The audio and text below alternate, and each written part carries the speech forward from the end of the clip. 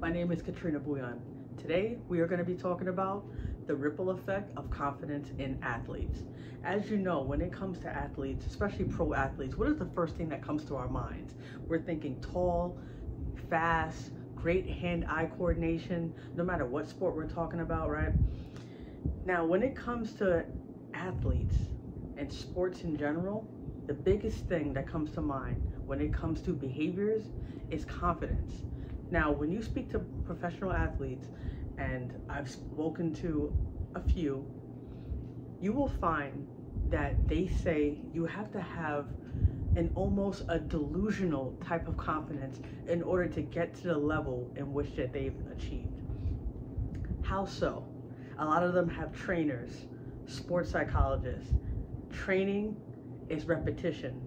A lot of people say, especially the experts out there, what do they say? It takes about 10,000 hours or 10 years in order to be an expert at something. So repetition, training, that's a must, and that goes without saying.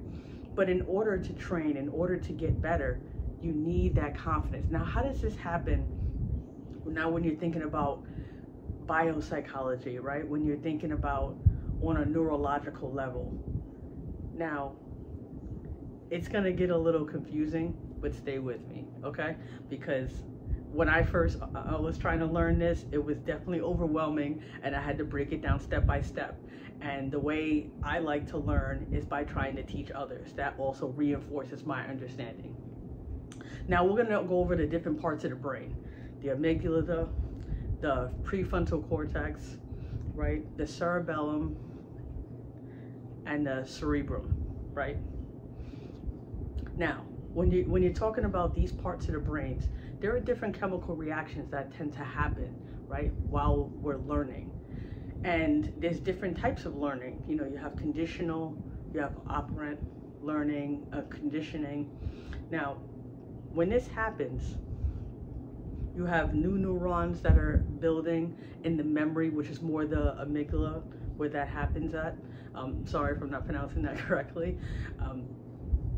When you think about the new neurons that are constantly developing, now you want to hone in those reactions, and you want to pay attention to the point where they actually can do different MRIs and different EEGs just to see what's going on in the brain in order to make that association, to really make sure that athletes are not only learning this, but make sure that there's a direct correlation between what is trying to be learned and make sure it's actually being learned. So that way we can go off and see this as a behavior.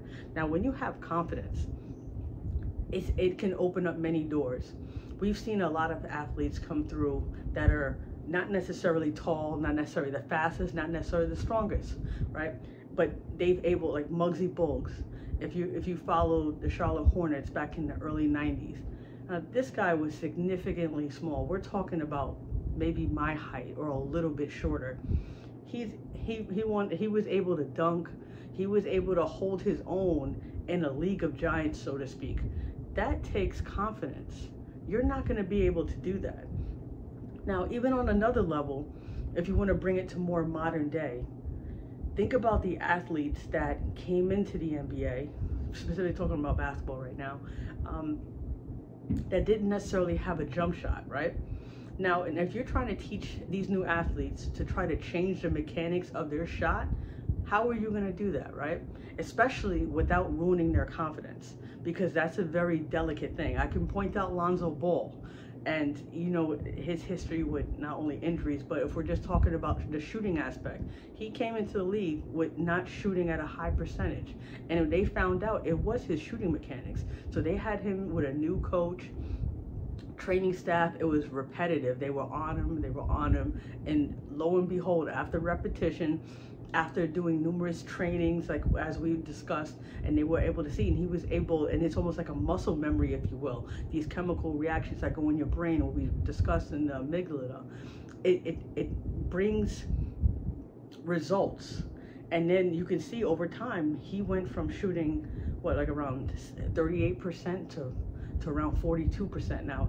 That is huge in the NBA if you're able to shoot at that percentage. That's a big deal. And then I could bring up another example with Tyrese Halliburton. Now he has an unorthodox type of body mechanics when it comes to his shot selections or just shooting in general. But Steve Kerr, when he came into the league, actually, it wasn't even his coach at the time, said, listen, don't touch his body mechanics, his shooting style. Whatever he has, just keep with it. Just let him, you know, kind of guide it. And like I said, this in confidence plays, and they're keeping in mind confidence, because I'm sure they could have changed it and he's probably still would have been okay. But you have to understand, when you change somebody that's being told that they're great, they're number one in, you know, in their class, and they're drafted into the NBA. I mean, you're an anomaly already. And then you kind of come into a league where there's a lot of people that are better than you, and you're still learning. Confidence is huge. So how do you keep that confidence intact without, you know, but at the same time still making sure that they're able to perform at a high level with these other phenomenal athletes? Well, in his case, his jump shot, his mechanics didn't need to be changed. So what did they do? They had a special trainer to make sure that he still was getting the reps, making sure that he was able to keep shooting a certain amount of times, you know, had a plan, just a specialized plan for him, because this hasn't really been done. And as you know, changing somebody's shot can kind of make or break a guy in the league, and that's mainly going back to confidence. The point is, they didn't change his shot. If you follow the NBA or if you Google him right now, he's kind of a big deal. You know what I mean? So they made the right decision. His confidence is off the charts right now. It's been amazing. And that's why I always go back to, anything that you do in life, you have to have this irrational, almost delusional confidence that you can do it, because there's going to be the naysayers, there's going to be people and obstacles that are going to hold you back. But if you are able to have that confidence within, you will forge through, and not only will you complete your goals, you will understand that by you doing that, you just sent off a ripple effect for others to do the same. Thank you. Bye.